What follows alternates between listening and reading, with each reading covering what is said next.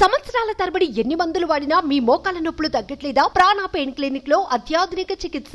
నాగర్ కర్నూలు లోక్సభ నియోజకవర్గం నుంచి శిరీష అలియాస్ బరెలక్క స్వతంత్ర ఎంపీ అభ్యర్థిగా నామినేషన్ దాఖలు చేశారు. రిటర్నింగ్ ఆఫీసర్ ఉదయ్ కుమార్ కు ఆమె నామినేషన్ పత్రాలను అందించారు.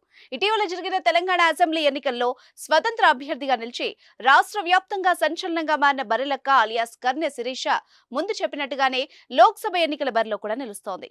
నాగర్ కర్నూలు పార్లమెంట్ స్థానం నుంచి స్వతంత్ర ఎంపీ అభ్యర్థిగా నామినేషన్ వేసింది. ఎలాంటి హడావిడి లేకుండా కేవలం తన భర్త, కుటుంబ సభ్యులు, సన్నిహితులతో కలిసి బరెలక్క నాగర్ కర్నూలు సమీకృత జిల్లా కార్యాలయంలో నామినేషన్ దాఖలు చేశారు.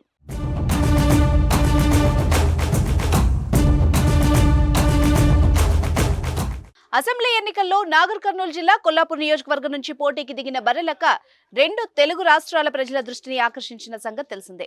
రాష్ట్ర వ్యాప్తంగా ఉన్న నిరుద్యోగ యువతతో పాటు మాజీ జేడీ లక్ష్మీనారాయణ, వివాదాస్పద డైరెక్టర్ ఆర్జీవి లాంటి ప్రముఖులు కూడా ఆమెకు మద్దతు తెలిపారంటే బరెలక్క చూపించిన ప్రభావం అంతా ఇంత కాదు. అయితే ఎన్నికల ప్రచారంలో ప్రధాన పార్టీలకు ఏమాత్రం తగ్గకుండా దూసుకెళ్లిన బరెలక్కకు కేవలం 5,598 ఓట్లు మాత్రమే పోలవడంతో 4వ స్థానానికి పరిమితమైంది. అసెంబ్లీలో ఓడిపోయినా సరే నిరుద్యోగుల తరపున తన పోరాటం ఆపనంటూ బరెలక్క ముందే ప్రకటించింది.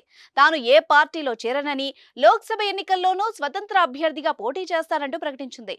అప్పుడు చెప్పినట్టుగానే నాగర్ కర్నూలు ఎంపీ అభ్యర్థిగా బరిలో దిగుతున్నారు. కాగా నాగర్ కర్నూలు ఎంపీ స్థానం నుంచి బీఆర్ఎస్ అభ్యర్థిగా పోటీ చేస్తున్నారు. గతంలో బరెలక్కకు ఆర్ఎస్ ప్రవీణ్ కుమార్ సపోర్ట్ చేశారు.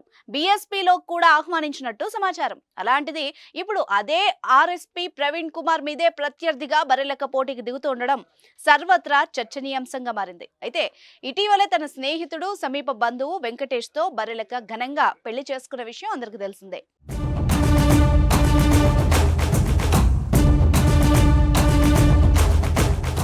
సుమన్ టీవీలో మీ పర్సనల్ అండ్ బిజినెస్ ప్రమోషన్స్ కోసం కింది నెంబర్కి కాంటాక్ట్ చేయండి.